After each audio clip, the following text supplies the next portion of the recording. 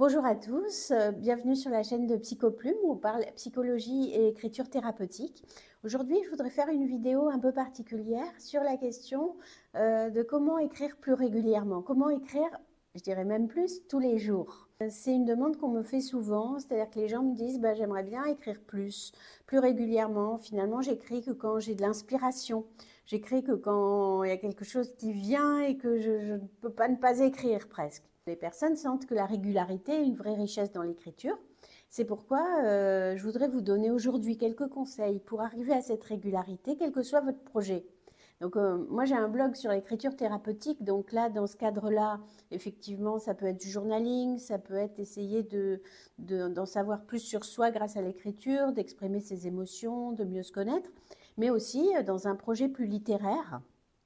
On peut avoir envie d'écrire un roman, d'écrire des nouvelles, d'écrire de la poésie. Et pour ça, on ressent qu'écrire tous les jours, c'est une vraie richesse, à la fois dans la conduite de son projet, mais aussi dans le perfectionnement de ses techniques d'écriture, parfois. Je vais vous donner dans cette vidéo quelques clés pour essayer d'arriver à cette routine d'écriture. Et en fin de vidéo, comme à chaque fois, je vous donnerai une consigne d'écriture. Pour écrire quotidiennement, il faut créer une forme d'habitude. C'est-à-dire, une habitude, c'est quelque chose qu'on fait sans y penser. J'ai l'habitude de me laver les dents tous les matins après le petit déjeuner. Voilà, je le fais, c'est tout. Je ne me pose pas de questions. En fait, c'est une habitude. J'ai l'habitude de faire 10 minutes de yoga le matin. Je l'ai fait, c'est tout. Donc, en fait, l'idée, c'est de créer cette habitude. On dit que pour qu'il y ait une habitude, il faut 21 jours. Il y a des études même qui poussent jusqu'à 66 jours.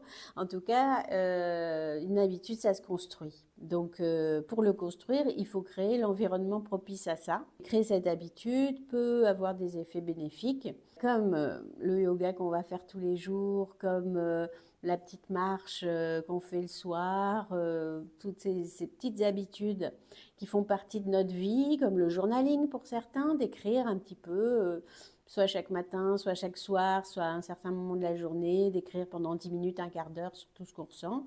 Voilà, ça devient une habitude et ça permet d'aller mieux. L'idée, c'est que cette habitude soit finalement une vertu qui vous permette de vous sentir mieux et d'avancer.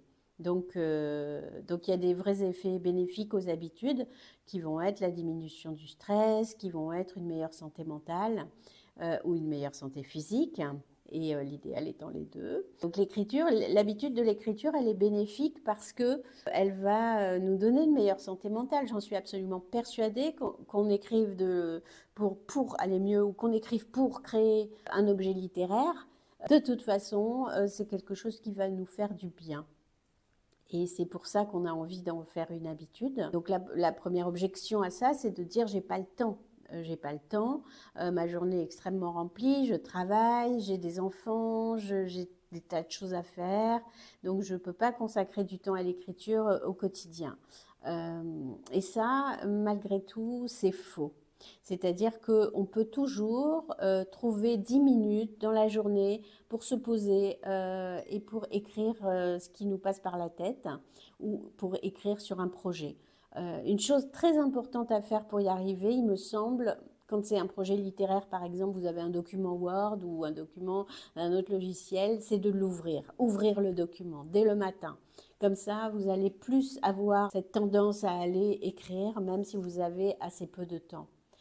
Ensuite, pour trouver du temps, c'est pas mal des fois de tout poser à plat et de se dire, ok, ma semaine, elle est faite comment? Ma journée, si on a des journées qui diffèrent, mes journées cette semaine, elles sont faites comment? Et quel temps, et vraiment de le marquer presque dans son agenda, hein, quel temps je peux dédier à l'écriture? Tiens, le lundi, entre midi et midi 30, là j'ai un créneau, je mangerai après, voilà. Ou finalement, peut-être le week-end, je vais passer un peu plus de temps, mais quand même, le mercredi, là, je vois que j'ai 20 minutes là qui sont libres. Donc voilà, c'est un peu de découper un peu son emploi du temps pour voir où est-ce qu'on peut mettre l'écriture.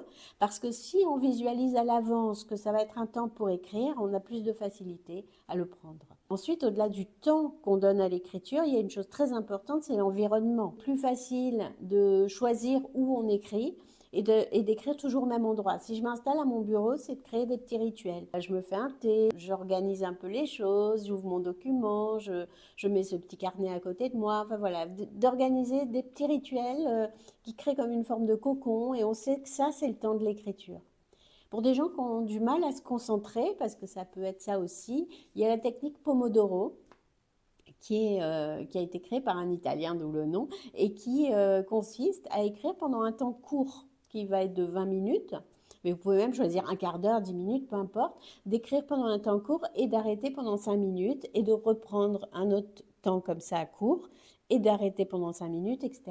Et comme ça, on peut même écrire juste 20 minutes, c'est pas grave, mais on s'est concentré, on ne fait que ça. On débranche toutes les notifications, tout ce qui peut, on ferme la porte si on veut, ou on la ferme physiquement vraiment, ou on la ferme en se mettant à l'écart du monde pendant 20 minutes. Voilà. Et c'est pas grand-chose et ça permet d'avancer vraiment.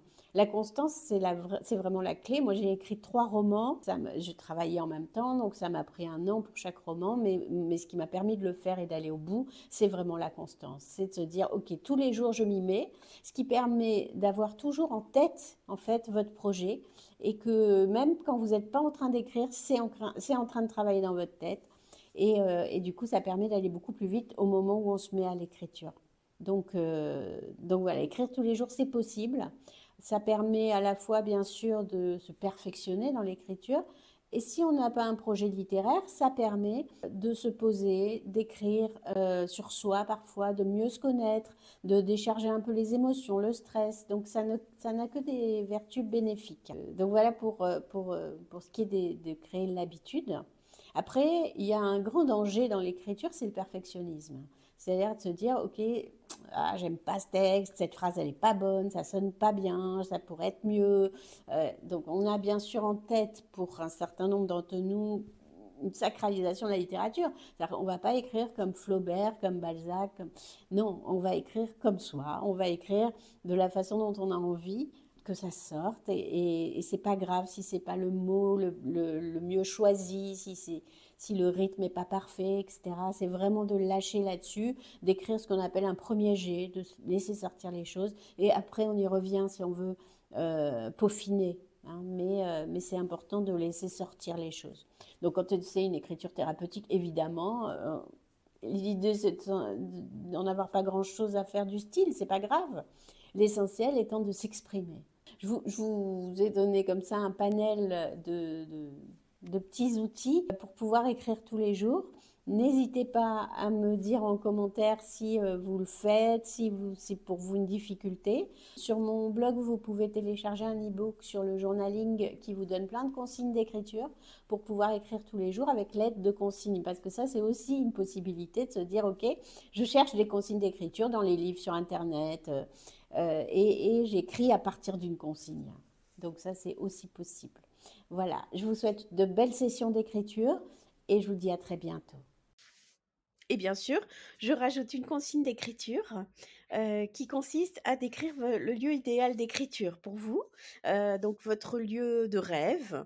Ça peut être très concrètement votre bureau, le bureau idéal, porte ouverte, porte fermée, qu'est-ce qu'il y a sur le bureau, qu'est-ce qu'il y a dans la pièce, quelle est la luminosité, ce que vous voulez.